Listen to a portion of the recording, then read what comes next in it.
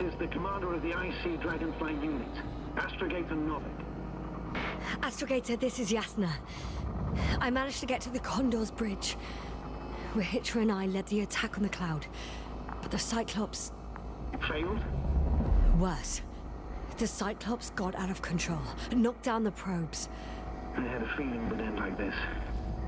Do you know what Rahitra is planning now? I have no idea. Well, then I need to talk to him. You, sir? Yes. Can you switch me somehow? Okay. I'm switching you to the bridge. He should be able to hear you now. Done. Please talk. Hello, Condor. This is Astrogator Novik, commander of the IC Dragonfly ship. I repeat, this is Astrogator Novik to the crew of the USCA Condor cruiser. Please come in. Could you stop with all these? Rahitra, Engineer Rahitra. Among our crew, I'm the last man standing, so to speak, which I guess makes me commander. Who would have thought? In that case, I'm making an official request to join our forces, to prevent the danger that threatens both sides. Oh, enough, Novik. That's enough. I agree, officially, and all that jazz. We're already taking steps to eliminate the threat. I'd even say that your crew is working on it pretty damn actively. We stopped playing defense and took the fight to them. The Cloud suffered significant losses. As a counterattack, though, it disrupted our communications. But to be honest, I don't see how changing tactics in this situation would make any difference. I strongly disagree, Novik. All it takes is the right tool. Meaning what exactly? Let me remind you that we're dealing with a dispersed entity whose technological prowess is still unknown. And it has so far destabilized every machine sent its way. Even the most specialized ones. That's why I'll keep it simple this time. No electro brains, no memory, only pure energy. You still haven't answered me, Rahitra. Please, just tell me straight. What? A nuclear weapon? Seriously? Damn right. I won't leave all this unresolved. How many warheads do you have? 54. From 30 kilos to 100 megatons. Oh. That's quite an arsenal. Over the top, I'd say. We really do have enough power. That's an understatement, Doctor. And a man of energy could rip the planet to pieces. I'm not an idiot. I won't send everything at once. I'm preparing 8 smaller warheads to start with. And then? We'll see. Are you sure this is a good idea, Rahitra? Listen, Yasna, I know how it must look to you. A hot-headed guy from the Alliance who wants to use nukes. But put yourself in my shoes. I have 24 hours tops of complete situational awareness. I'm taking action here and now based on my best judgment. I don't know what will happen later. Where will I wake up? In what condition? So I'm going to avenge my people before that happens and ensure the safety of those who survived. They all deserve better than this. I know you understand. You're like me. You would do anything for your crew. Look, I understand how you feel. But you can't approach this problem in terms of revenge. We are dealing with creations of necro-evolution. Dead evolution. Or probably non-sentient ones. Taking revenge on the Cloud is like... Whipping the ocean for sinking a ship? Exactly. Like Xerxes. We won't gain anything from a mindless attack. On the other hand, knowledge about these creations may turn out to be crucial in helping their victims. In helping you, Rahitra. My memory, you could... It's possible. Well, thank you. What for? I haven't done anything. For reminding me of my mom. But as long as the Cloud is a threat to others, my condition comes second. You, Rahitra, are still reasoning as though we were standing face to face with a thinking opponent. What if these beings are not our enemy at all? Oh, good one. Are you forgetting how many of us they've already killed? I will never forget, Rahitra. Still, I can't help feeling that they operate without any strategic plan. They attack from one incident to another. They're non-sentient, as the doctor put it. So what, they're stupid? And that's why they can't be hostile? It's absolute nonsense. Well, it could be. Yasna, what do you think? They're not stupid or hostile, but rather programmed to react. To radio waves, to brain waves. How? They're breaking down communications. To thwart the exchange of information. So... they see no difference between a man and a machine? They take our brains for transmitters. That's why they're attacking us? Exactly. Wait, what species are you talking about? Dr. Yasna found various traces of conflict, lasting for hundreds of thousands of generations. Oh, they certainly competed with the local fauna. We've seen fish that evolved to sense electromagnetic fields. And underground, I found fossils of lizard-like reptiles. Some of them must have been predatory. Well, I find it hard to believe that any prehistoric reptiles would possess our level of technology, not to mention an arsenal. Well, they wouldn't have. But there were other machines here as well. Other machines? I don't buy it. It's like some robot fables. No, Rachel, these are no fables. We have gathered evidence for all this. How did these machines even get here? Who built them? Probably some alien race. Highly evolved. It all adds up if we assume they crashed on Regis 3. But not even a single living organism survived the accident. Only machines were left. And then what? They started bashing in each other's tin heads? Doesn't make much sense to me. Machines don't have emotion. They don't argue. First things first.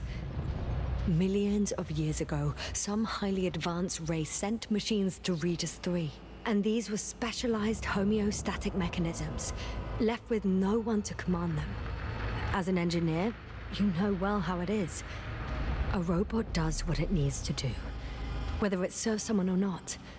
At first, they probably just repaired themselves, or built a home for their dead masters. Until something forced them to change.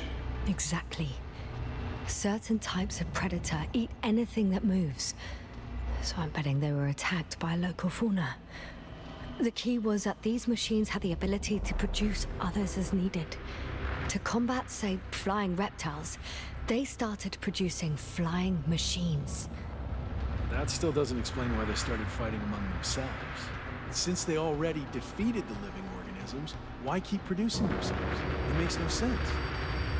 What's a guiding principle of a homeostat? I don't... That was a rhetorical question. It's all about survival in changing conditions, even the harshest ones. Further forms of necroevolution were no longer threatened by the local fauna, but they had to find sources of energy and materials from which they could produce replacement parts and offspring. Originally, their descendants were undoubtedly powered by radiant radiation. But on Regis, there are no radioactive elements at all. Ah, sounds familiar. When the energy runs out, you have to wheel and deal. Yes, the default source wasn't available anywhere. So they had to look for an alternative. There was a severe energy crisis and a conflict among the machines. Simply put, they fought to survive. Exist. That's what evolution is all about. About selection. Wait, Doctor. We've established that these beings are mindless. Shouldn't the organisms with the most developed nervous systems win the game of evolution?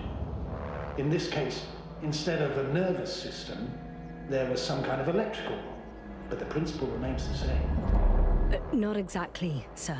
The most advanced of the mechanisms that landed here derived energy from their own radioactive resources. Simpler devices such as small repair systems could have had solar panels. And in that case, would have had a significant advantage over the others. But the other ones could defend themselves. They could attack. With atomic power. Yes, that's possible. But I see it differently. In necroevolution, the most successful beings were those that excelled in miniaturization above all else. Also, the sedentary creations. The former gave rise to the cloud, which the flies form when necessary, in pursuit of a common interest. Meanwhile, the sedentary ones gave rise to a peculiar species of metallic vegetation. Those structures formed the city. So, it's still functional? No. For some reason, the city lost a fight for survival. And now, there are only rusting remains. Only one form survived. The microbots that conquered the land on Regis 3. So, these flies just adapted best. To the conditions of this planet. Yes, that's how it works. So, to summarize, some alien race sent advanced robots to Regis 3. The local dinosaur-like monsters tried to eat them, so the robots produced other robots, which produced more and more robots, until they fell victim to their own overproduction. After a number of iterations and wars for resources, they spat out the murderous cloud, which took over the planet. Indeed. To put it simply, For me, the matter is perfectly clear. It makes no sense to bomb these creatures. It's a greater danger to us than to them. But how else do you imagine defeating the cloud? But that's the thing. I don't. It's invincible. Yes, sir. Do you agree? Well, yeah, I very much agree. Another attack would make no difference. Just a few flies are enough for the cloud to regenerate. what if we destroy their nests? No, Ritra. Unless we want to destroy the entire planet, it's impossible to eliminate them all. And even then, there's no guarantee they would die in space. After all, the flies need no air, water, or food, only solar energy. But what else could we do, if not attack? The Invincible is near. We can wait for its arrival. Huh, right. That is one solution. Although I was hoping you'd come back to Dragonfly. Back home. Huh. I'm done. Warheads are armed.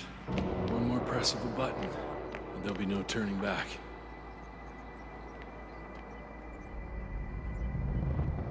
I can't. That was close. I'm suspending all actions leading to conflict. But what should I do now? Well, we have a lander.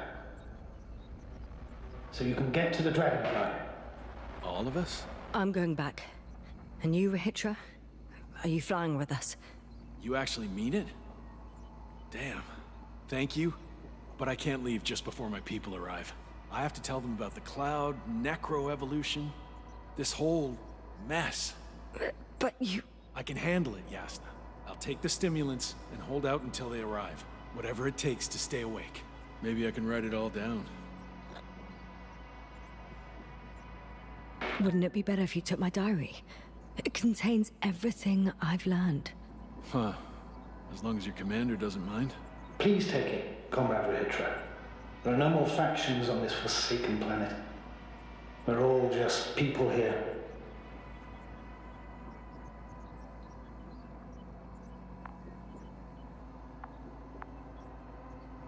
Thank you. For this and for everything else.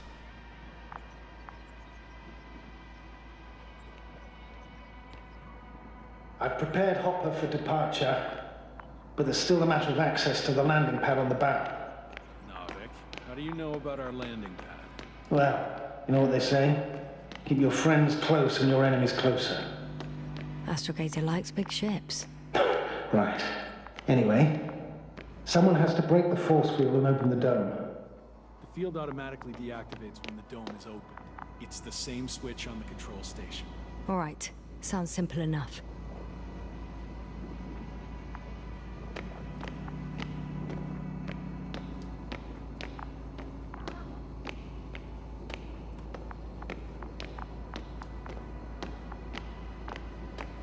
Look for the control station. There will be a lever that opens the bow. Okay, got it.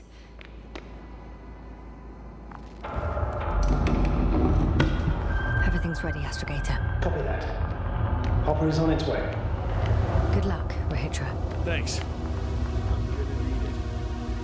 Safe right, Yasna. The Commonwealth ain't all that bad.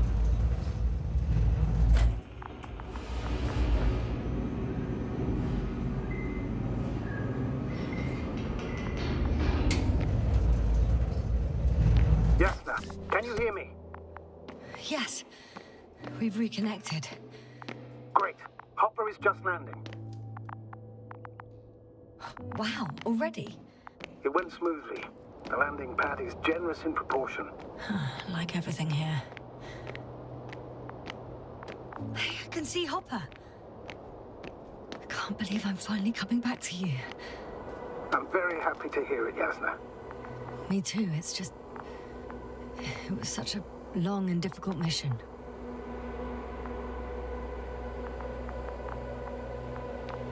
Are you ready? I'll just close the hatch and... And what?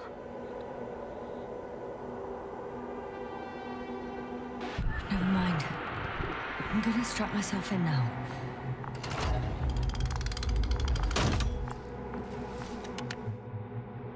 Ready. Copy that. Hopper is taking off in 3, 2, 1...